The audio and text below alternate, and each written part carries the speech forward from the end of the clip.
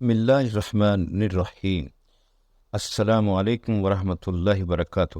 Sister S B you کے میری اسلام کی طرف رہنمائی۔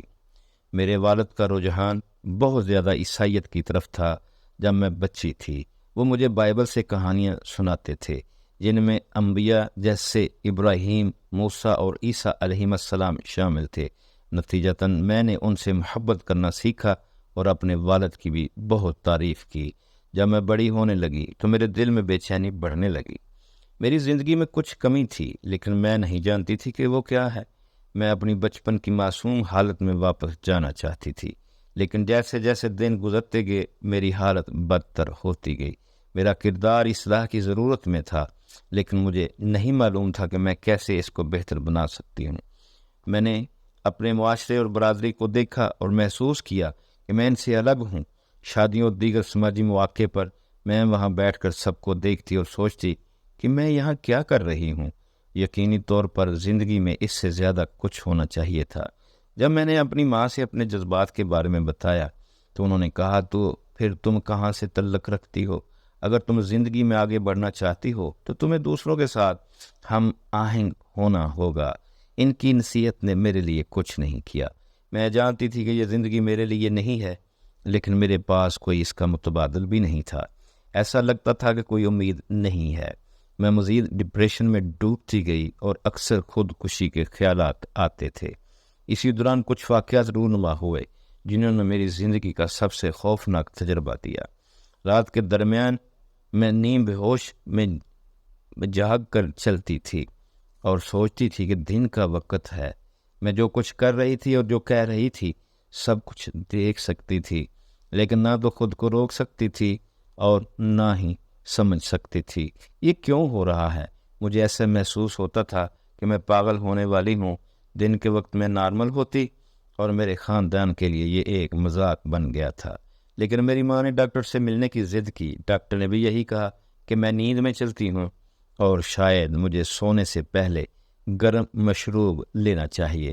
کسی نے نہیں سمجھا کہ میں کتنا خوف زدہ ہوں، اور جب رات کا وقت آتا تھا تو میں پریشان رہتی تھی۔ چند دن بعد جب میں سو رہی تھی میں نے ایک مخلوق کا چہرہ دیکھا جو پوری طرح انسان نہیں تھی۔ اس کی جلد کا رنگ سبز سیاہ تھا اور اس کے سر پر کچھ تھا۔ اس کا چہرہ میری طرف نہیں تھا۔ پھر اس نے میری آنکھوں میں دیکھا اور اس کی آنکھیں امبری رنگ کی تھیں۔ میں خوف سے اٹھ بیٹھی اور وہ مخلوق ہنسنے لگی۔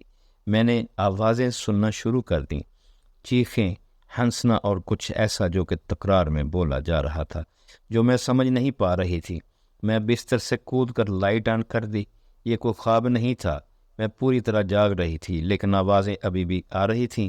میں نے چیخنا شروع کر دیا، اپنے کانوں کو ڈھانپ لیا اور کمرے میں بھاگنے لگی تاکہ آوازوں کو روک سکوں، لیکن میرے خاندان والے کچھ نہیں سن رہے تھے۔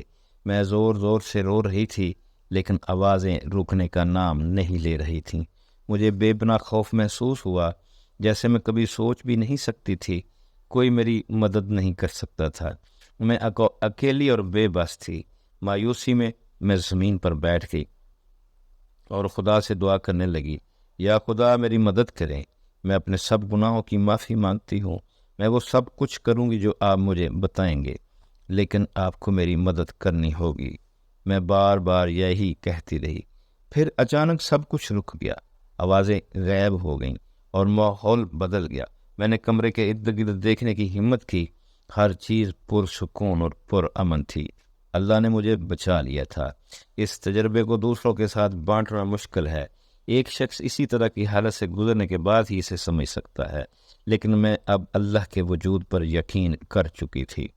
کچھ عرصہ بعد رمضان کے مہینے میں گھر میں ٹی وی دیکھ رہی تھی۔ میں چینلز تبدیل کر رہی تھی اور اچانک ایک عربی چینل پر آ گئی جہاں کعبہ مکہ سے براہ راست نشریات ہو رہی تھیں۔ لوگوں کو ایک ساتھ نماز پڑھتے دیکھ کر مجھے بہت اثر ہوا۔ ہر چیز واضح ہو گئی۔ یہ تقریباً آئینہ دیکھنے جیسا تھا۔ میں نے اپنی اصل حالت دیکھی۔ میں نے لائبریری جا کر قرآن کا ترجمہ پڑھا۔